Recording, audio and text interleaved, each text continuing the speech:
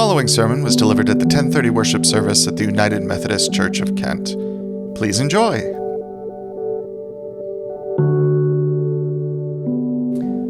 Well, a week ago, last Sunday evening, Megan and I, along with a few other folks from our congregation and a couple hundred more folks from throughout our whole East Ohio Conference, gathered together for a wonderful and a healing celebration of worship over at the First United Methodist Church in Cuyahoga Falls. This particular gathering was a celebration of the reinstatement of ordination for two folks from our conference who had previously surrendered their clergy credentials due to the restrictions in our denomination's rules against the ordination of certain categories of people. For 52 years, as many of you are aware, from 1972 all the way until just last year in 2024, our United Methodist Church officially stated that persons in same-sex relationships could not be ordained as clergy. In so doing, we set a limit on God's ability to call and to send folks into this form of ministry. And in so doing, we excluded ourselves from experiencing those persons' gifts, the extraordinary gifts and graces God so clearly had given those folks to serve as pastors in our communities. We simply could not or would not imagine God's grace operating beyond our categories. But during this past year, following the removal of that restrictive language from our Book of Discipline and our rules at our 2024 General Conference, in a remarkable act of forgiveness and of courage, these two persons came forward to be reinstated as clergy in our denomination. And so last Sunday evening, we celebrated their courage as we listened to their stories and gave thanks for God's calling and lamented our harmful lack of imagination and took another small, very small step toward trying to heal some of that great harm. We still admittedly have a long way to go. And yet, thanks be to God, eventually, we noticed God's plumb line, if I can borrow that image from the prophet Amos. We noticed the shape of God's justice, the breadth of God's calling. And finally, we perceived that held next to our rules were out of line with God's love. Our way of life together, our order, our structure had become misaligned from our experience of God's universal grace. Our neighborhood had become too narrow. Our love had become too limited. Like the legal expert in today's gospel story, we have this tendency to do this, both as individuals and certainly in our life together as societies, as institutions, as churches. It seems there is some part of us that wants to set limits on God's love, some border we want to draw beyond which our love, our mercy, our care need not ever pass. You must love the Lord your God with all your heart, with all your being, with all your strength, and with all your mind. The legal expert quotes to Jesus from their shared scriptures. Our love for God is to be complete and all-encompassing. And, he goes on, love your neighbor as yourself. Well, that's right, Jesus says. And not just right in the sense of answering correctly on some test. That is love aligned with God's love. That is a way of living that is truly and fully life. But the legal expert, we're told, wanting to prove himself or justify or vindicate himself, said to Jesus, "And who is my neighbor?"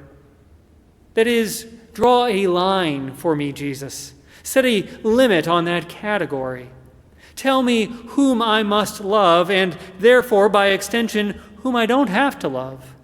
Tell me who are neighbors, and tell me who are strangers, those who are beyond the circle of my concern. The legal expert wants to ensure that he is following the rules, that he's checking the right boxes, so he can continue on his busy way, not having to worry about everyone, not being bothered by every random person. Jesus, the man, asks, "Whom can I ignore?" But Jesus, as he does, refuses to offer an answer that will allow us to conclude that we have checked off all the boxes and we're done. Instead, he tells a story to open our imaginations to a way of living, a way of loving that includes everyone and everything, both beyond and between all our categories.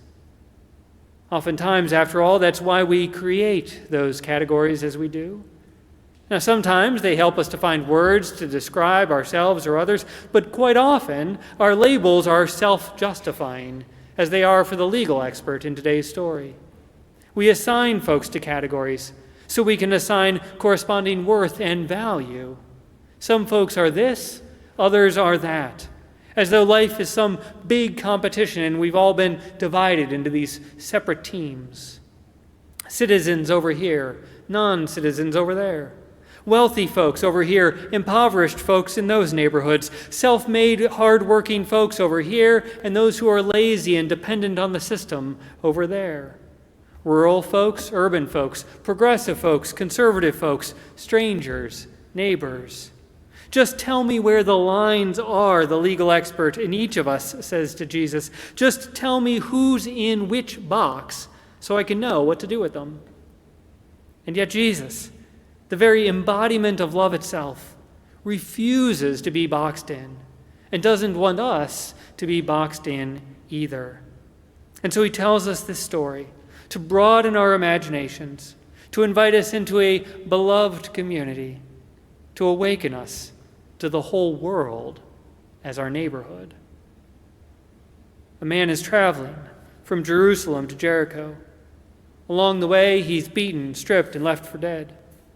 Along the same way, first comes a priest and then a Levite. Both see the man, and both pass by him. The story doesn't tell us why, but many have guessed. The Reverend Dr. Martin Luther King Jr., for example, on multiple occasions, including in the final sermon he ever preached, suggested it must have been because of their fear. Perhaps they were afraid the same thieves who beat the man still would be lurking nearby and do the same to them. Or perhaps they were afraid the man himself was a robber, simply faking his need for help so he could lure and then ambush some soft-hearted fool. Perhaps this stretch of road was a notoriously sketchy part of town. You know those parts of town. Best to move through quickly if we can't avoid them altogether. If it is fear that prevents them from stopping, then perhaps we can relate, for fear does the very same to us. It makes their response, or lack of response, quite reasonable, really. After all, who can blame them? Why should they put themselves at risk? Shouldn't their own well-being be their top priority? Isn't that what we've all been taught? Don't we each have to look out for ourselves first and foremost, stand our ground, right? Guard our castles, patrol our borders? And yet Jesus' story continues. And as it does, he calls us to love beyond all that we call reasonable. Amy Jo Levine, a Jewish New Testament scholar, points out that in early Judaism, in the time of Jesus, all Jewish people were categorized into one of three groups. There were priests, and there were Levites, and there were Israelites. And so as soon as Jesus mentions in this story a priest and a Levite, listeners naturally would have expected the third person to be an Israelite. That would complete their neighborhood. And yet Jesus subverts that expectation and broadens their neighborhood with the appearance of an altogether unexpected Samaritan instead. Though today the expression Good Samaritan commonly means for us someone who stops to help, in Jesus' time, for Jesus' audience, Good Samaritan would have sounded absolutely absurd. It was an oxymoron. There were no good Samaritans. Samaritans and Jews weren't really strangers to each other. They lived very near each other and even shared some common ancestors. And yet they separated themselves almost entirely. They didn't mix. They didn't associate. They kept their distance in order to keep from fighting. And yet in Jesus' story, a Samaritan, of all people, is the one who chooses to be a neighbor, the one who chooses to move through fear, the one who chooses to move across those rigid categories in order to offer the care the man needs. Which of these three, Jesus asks after telling the story, which of these three was a neighbor to the man in need? The legal expert notably can't even bring himself to say the hated name Samaritan, and yet still he gets the point. the one who demonstrated mercy, he says. The very one whom he would exclude from his neighborhood is the one he needs. And Jesus replies, "Go then, go and do likewise." There is something in each of us, it seems, that likes rules and setting limits. Boxes we can check off so we can feel justified that we are on the right side. Something in each of us that anxiously asks again and again, who's my neighbor? And by extension, who is not?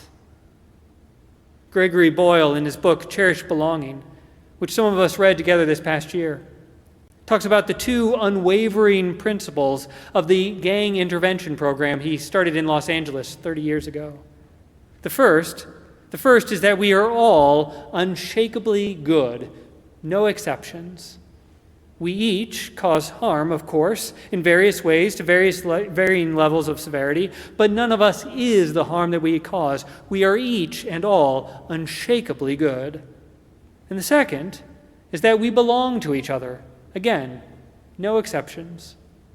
And so those who come to Boyle's community from different, oftentimes rival gangs, they don't have to prove themselves worthy of the care of the community. They are not strangers needing to be vetted or feared or treated automatically with suspicion. Instead, they are neighbors, simply to be welcomed and embraced. Imagine, if you can, how different our lives would be and how different our world would be if we were willing to give that a try. If we were willing to allow principles like those to be our plumb line, the guide by which we align our lives. We are all unshakably good, and we belong to each other. No exceptions. What if we trusted that? What if we chose that? What if all of our behaviors were guided by those beliefs? Imagine walking through town or through the grocery store or through some neighborhood that you've been taught to fear. Imagine moving through that space, seeking deliberately to perceive every person along your way as someone who is good, someone made in God's image, drenched in goodness, someone to whom you belong and who belongs to you. Imagine how you might approach people, or welcome their approach, or respond to the news even, if you first opened your heart and cleared your head of our capacity to demonize some folks and idolize other folks, and instead actively chose to believe that everyone is unshakably good, not for what they do, not for what they don't do, but simply unconditionally for who they are. Imagine some of the conversations that shape our public policies.